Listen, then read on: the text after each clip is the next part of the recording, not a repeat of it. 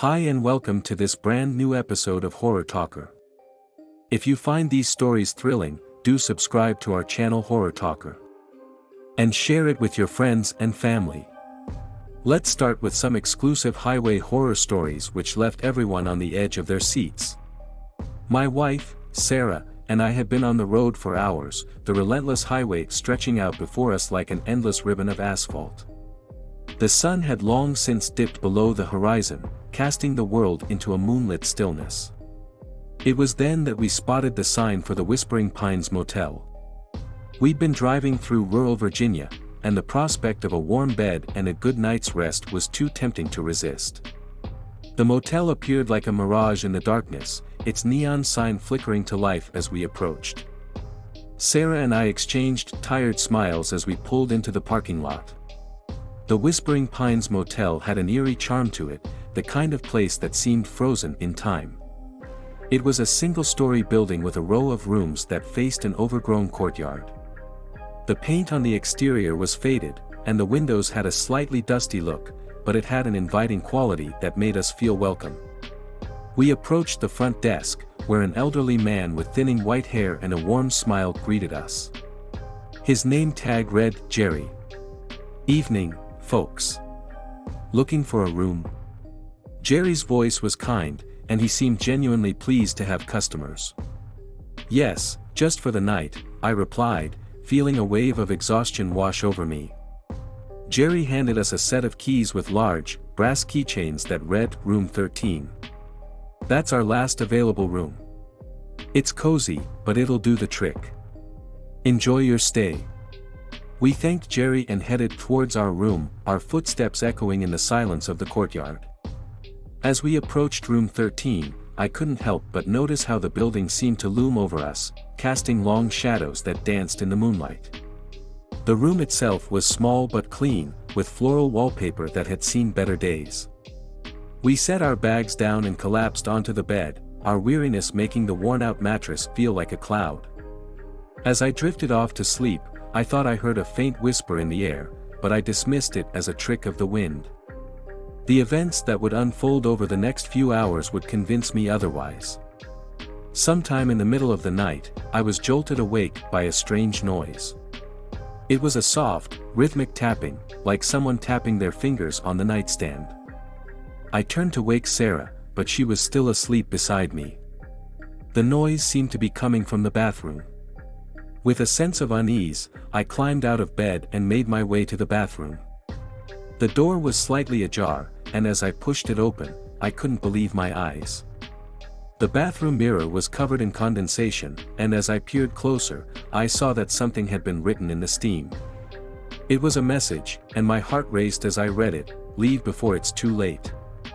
The steamy letters seemed to shimmer with an otherworldly energy, and I couldn't shake the feeling that someone, or something, was watching us.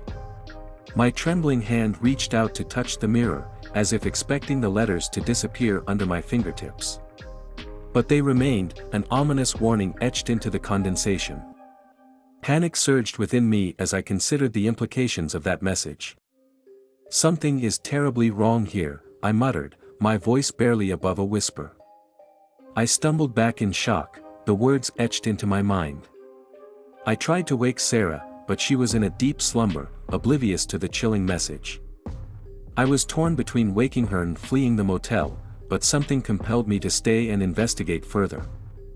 As I ventured deeper into the bathroom, the room seemed to grow colder, and I could hear a faint whispering in the air. It was as if the walls themselves were murmuring secrets I couldn't decipher. The shower curtain rustled, and I jumped back in fright, expecting to see someone or something behind it. But when I pulled the curtain aside, there was nothing there. Just an empty bathtub, shrouded in shadows. I returned to the bedroom and decided to check outside. Maybe it was a prank, I thought, or perhaps there was a logical explanation for the bizarre occurrences. The courtyard outside was shrouded in darkness, the moonlight casting eerie shapes across the overgrown lawn. I couldn't shake the feeling that I was being watched, that unseen eyes followed my every move. As I turned to head back inside, I saw a figure in the distance, a silhouette that seemed to materialize out of thin air. It stood motionless, its gaze fixed on me. Panic surged through my veins, and I stumbled back into our room, locking the door behind me. Sarah was awake now, her eyes wide with fear as she asked what was happening. I tried to explain, but the words felt inadequate. I showed her the message on the bathroom mirror, and her face grew pale. Sarah's voice trembled as she asked, "What do you think it means?" I hesitated, struggling to find a rational explanation. "I don't know, but we need to leave. Something is seriously wrong here." Agreement flashed in Sarah's eyes as we both rushed to gather our belongings. The sense of urgency was palpable. We couldn't afford to stay in a place where reality itself seemed to unravel. As we left the room and stepped out into the fog-shrouded night, I noticed that the parking lot had transformed. The dimly lit motel sign was now eerily bright, casting a harsh, unnatural glow. The surrounding area seemed to stretch endlessly into the fog, with no sign of the road or civilization. Sarah clutched my arm tightly, her fingers digging into my skin as she whispered, "This can't be real, right?" I agreed, and we hastily packed our belongings, making our way to the front desk. But when we reached the lobby, we were met with a shocking sight. Jerry, the motel owner, stood there, his eyes hollow and vacant. "You must leave," he said, his voice devoid of emotion. We tried to ask him what was happening, but he repeated the phrase over and over, a monotone mantra that sent shivers down our spines. Instead, his vacant eyes bore into ours, and he continued to repeat the same phrase, his voice devoid of emotion. It was as though he had been ensnared by a relentless compulsion, a haunting mantra that he couldn't escape. We exchanged anxious glances, the weight of the situation pressing upon us like an invisible force. The stranger's presence had shifted from enigmatic to downright unsettling. It was clear that something had driven him to the brink of madness, reducing him to this haunting repetition. Without waiting for an explanation, we turned and fled the motel, our footsteps echoing in the silent night. As we drove away, I glanced back at the Whispering Pines Motel, a place that seemed to exist on the border between reality and nightmare. The events of that night remained etched in our memories, a chilling reminder that some mysteries were never meant to be unraveled. We would never know the truth behind the ominous message on the bathroom mirror or the vacant stare of the motel owner. But one thing was certain, we would never forget the eerie whispers that had followed us from that forsaken place, echoing in the depths of our nightmares, a haunting reminder of the night we checked into the motel where reality unraveled. It was a crisp autumn evening when my friends and I found ourselves on the open road, surrounded by the vibrant colors of fall foliage. Our destination: an abandoned gas station we'd heard whispers about from locals. They called it the Desolation Station, a name that sent shivers down our spines even before we arrived. The sun was beginning to dip below the horizon as we pulled up to the gas station, and I could already feel the weight of the eerie atmosphere settling in. The place looked like it had been abandoned for decades. The once bright signs were now faded and covered in graffiti, and the gas pumps stood like forgotten sentinels guarding the secrets of the past. My friends and I, Alex, Sarah, and Mark, had always been drawn to the mysterious and the macabre. We were the thrill seekers, the ones who couldn't resist the lure of the unknown. But as we stepped out of the car and ventured closer to the Desolation Station, a sense of unease washed over us. The entrance to the gas station was obscured by a rusty, creaking metal door, half open and beckoning us to enter. It was a scene straight out of a horror movie, and yet, we couldn't resist the pull. With a collective gulp, we crossed the threshold into the darkness. The air inside was thick with the scent of decay, a cocktail of rust and dampness that assaulted our senses. Our footsteps echoed through the cavernous space as we moved deeper into the station. We flicked on our flashlights, their beams cutting through the inky blackness and revealing a space frozen in time. Dust-covered shelves lined the walls, filled with long-expired snacks and faded magazines. A calendar from the 1980s still hung on the wall, the days and months forever stuck in the past. As we explored further, we discovered something even more disturbing: messages scrawled on the walls in faded, trembling handwriting. "They're watching," read one. "Run while you still can," warned another. The writing appeared sporadic, as though the author had been in the throes of madness. Our uneasy laughter echoed through the gas station as we dismissed the messages as the work of bored teenagers or urban legends. But there was an undercurrent of tension that refused to dissipate. The back of the gas station held even darker secrets. As we pushed open a heavy door, we found ourselves in a room filled with grotesque artifacts that sent shivers down our spines. Glass jars contained strange, unidentifiable specimens, their contents obscured by years of decay. Tools with ominous stains lined a blood-stained workbench, and the air was thick with the metallic scent of iron. "This place gives me the creeps," Alex muttered, her voice barely above a whisper. Mark tried to lighten the mood. "Come on, guys, it's just some spooky props left behind by the gas station's previous owners. Probably just a local legend to keep people away." But even as he spoke, none of us could shake the feeling that something was deeply wrong about the desolation station. We decided to explore further, drawn by a morbid curiosity that seemed impossible to resist. As we delved deeper into the gas station, the flickering lights of our flashlights revealed unsettling discoveries. Strange symbols etched into the walls glowed with an eerie light, and we couldn't decipher their meaning. The air grew colder, and a sense of dread settled upon us. We couldn't ignore the unsettling messages that adorned the walls of the dimly lit motel room. The words seemed to pulse with a sense of urgency, as if they were the desperate pleas of someone who had been trapped in this nightmare before us. Sarah's trembling voice broke the silence. "Who could have written these?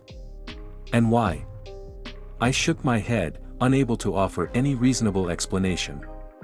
The messages seemed to be directed at us, as if someone or something knew of our presence and wanted to convey a dire warning. Before we could dwell on the eerie writings any longer, an ominous creaking sound filled the room. We turned our heads in unison to see the bathroom door slowly swinging open on its own, revealing the darkness beyond. Sarah gasped, her grip on my arm tightening. I could feel her fear radiating through her fingers. I approached the bathroom cautiously, the floorboards creaking beneath my feet with each step. As I peered into the dimly lit bathroom, I saw something that made my blood run cold. The bathtub was filled with murky water, and submerged beneath its surface was an old, cracked doll. Its porcelain face was twisted into a grotesque, permanent grin, and its lifeless eyes stared up at me accusingly. Sarah's voice quivered with fear as she said, "We're not alone in here, and whatever it is, it doesn't want us to leave." I scanned the room frantically, searching for any means of escape. The windows were sealed shut, and the walls felt like they were closing in on us, the sinister messages bearing down upon us like a relentless weight. Desperation pushed me to investigate the bathroom once more.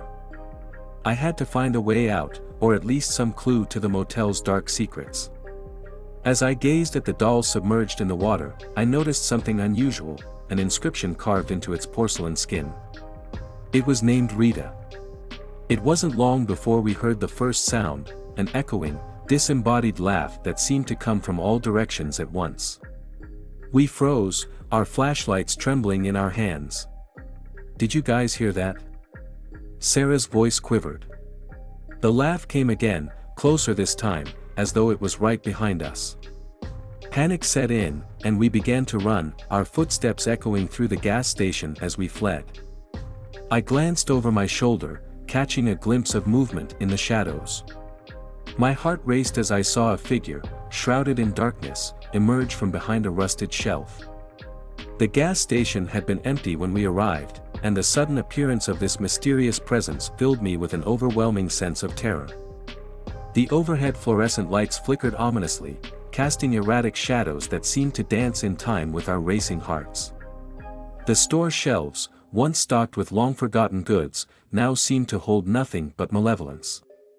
We reached the entrance, the automatic sliding doors standing wide open, beckoning us to escape into the moonlit night. The cool air outside offered a brief respite from the oppressive atmosphere that had gripped the gas station. As we stumbled into the darkness, gasping for breath, we dared not look back. But the force pursuing us seemed relentless. We heard whispers in the air, voices that seemed to taunt and torment us. Shadows danced on the walls, and we couldn't escape the feeling that something was closing in. Our frantic escape led us back to the main room of the gas station, where we realized that the rusty metal door we'd entered through was now sealed shut. Panic set in as we realized we were trapped, with no way out.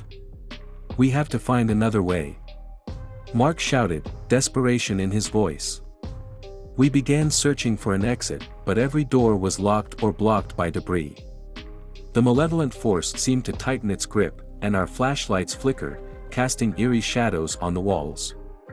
That's when we heard it, the sound of heavy, labored breathing, accompanied by low, guttural growls. We turned our flashlights towards the source of the noise and gasped in terror. In the dim light, we saw them, shadowy figures, hunched and grotesque, emerging from the darkness. Their eyes gleamed with malevolence, and their twisted forms seemed to defy the laws of nature. We were surrounded, with no way to escape. Our fear was palpable, a suffocating presence in the air.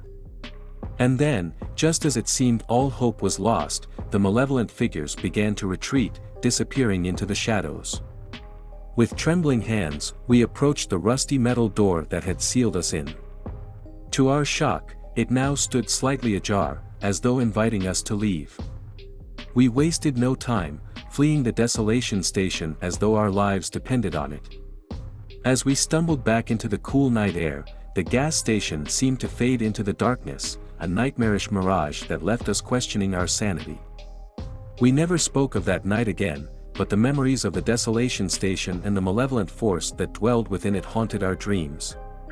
Some mysteries are never meant to be solved, and some places are better left abandoned in the depths of the unknown. And as we drove away from that forsaken gas station, we couldn't help but wonder what other dark secrets lay hidden along the winding highways of the United States, waiting for the next group of curious souls to stumble upon them.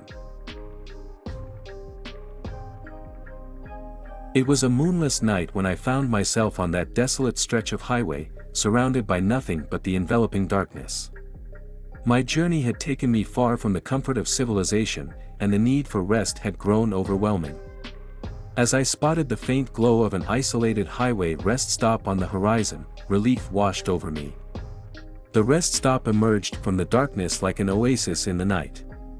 Its dimly lit sign offered a simple promise of respite, and I welcomed the opportunity to escape the monotony of the road.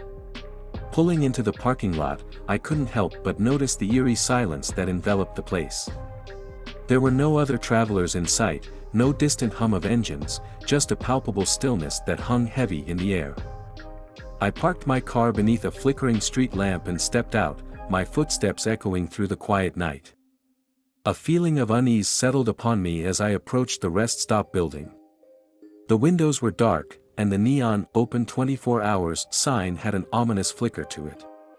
Pushing open the heavy glass door, I entered a dimly lit interior. The smell of stale coffee and disinfectant filled the air, and a lone, disinterested cashier sat behind the counter, seemingly lost in thought. "Can I help you?" she asked, her voice devoid of enthusiasm. "Just a cup of coffee," I replied, my weariness betraying me.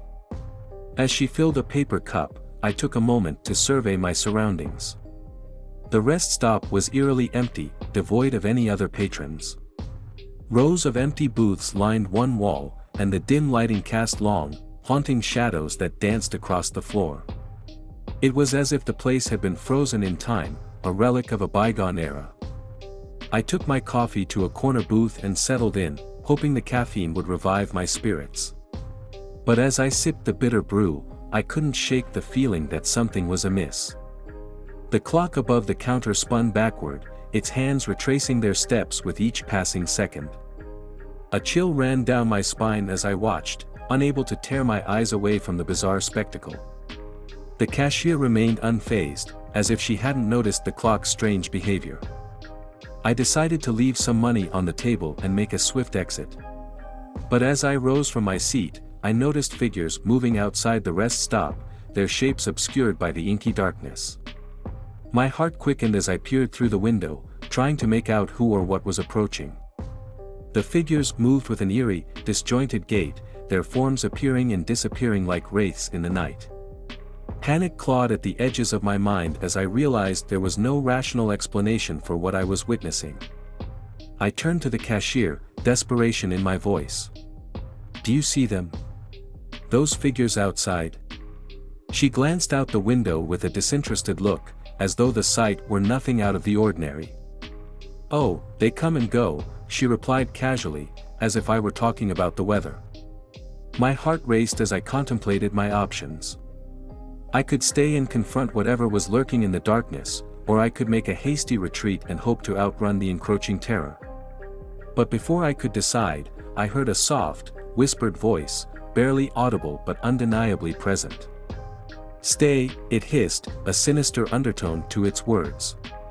The command sent a shiver down my spine, and I felt an overwhelming compulsion to remain in the rest stop, to confront whatever sinister force held sway over this forsaken place. It was as if the very walls were closing in around me, binding me to this nightmarish rest stop. The clock above the counter continued its relentless spin backward, the hands now moving in reverse at a rapid pace. The cashier's disinterested gaze never wavered, as though she were immune to the unfolding horrors. I turned back to the window, my heart pounding in my chest, and that's when I saw them, the figures emerging from the shadows, their forms becoming clearer with each step. They were unlike anything I had ever seen, their limbs elongated and distorted, their faces hidden by a grotesque mask of darkness. Their movements were unnatural, as if they were gliding effortlessly over the cracked pavement. The dim light from the gas station cast eerie shadows, making it difficult to discern their true features. My breath caught in my throat as I noticed something peculiar about their hands. Their fingers seemed to elongate and retract with each step, like grotesque talons. It was a sight so unsettling that I couldn't tear my gaze away, even as fear gripped me tighter. The closer they came, the more distorted their forms appeared. Their bodies seemed to ripple and shift, as though they were composed of ever-moving shadows. My mind struggled to process the surreal nightmare unfolding before my eyes. As they drew nearer, I could hear their whispers, a cacophony of malevolent voices that seemed to seep into my very soul. They spoke in a language I couldn't comprehend, their words a maddening symphony of incomprehensible sounds. Fear coursed through my veins, but I couldn't move. I was paralyzed, trapped in this nightmarish tableau with no means of escape. The figures surrounded the rest stop, their presence suffocating, their whispers growing louder and more insistent. "Stay," they hissed, their voices echoing through my mind. I felt their influence creeping over me, a suffocating weight that threatened to consume my very essence. It was as if I were being drawn into the darkness, becoming one with the malevolent force that held sway over this accursed place. But a flicker of determination stirred within me, a spark of defiance against the encroaching terror. With every ounce of my willpower, I tore my gaze away from the figures outside and made a mad dash for the door. The bell above the exit jingled as I burst out into the night, the cold air hitting me like a shock to the system. I stumbled to my car, fumbling for my keys, and with a screech of tires, I peeled out of the rest stop's parking lot, leaving the figures and their whispered commands behind. As I sped away, I couldn't shake the feeling that something malevolent lingered within me, a lingering darkness that clung to my soul. The nightmarish rest stop had left its mark, a chilling reminder that some horrors were not meant to be confronted, but rather, escaped from. I drove on through the night, putting as much distance as I could between myself and that accursed place. The clock on my dashboard ticked forward in the usual manner, and the figures in the rearview mirror remained nothing more than a distant memory, a nightmare I hoped never to revisit. But as the first rays of dawn broke on the horizon, I couldn't help but wonder if the nightmarish rest stop still lurked in the shadows, waiting to ensnare another weary traveler in its sinister grip. Now, before we come back with brand new episodes for you, do subscribe to our channel Horror Talker. And share it with your friends and family. Until next time, stay awake and stay alert, because, you'd never know.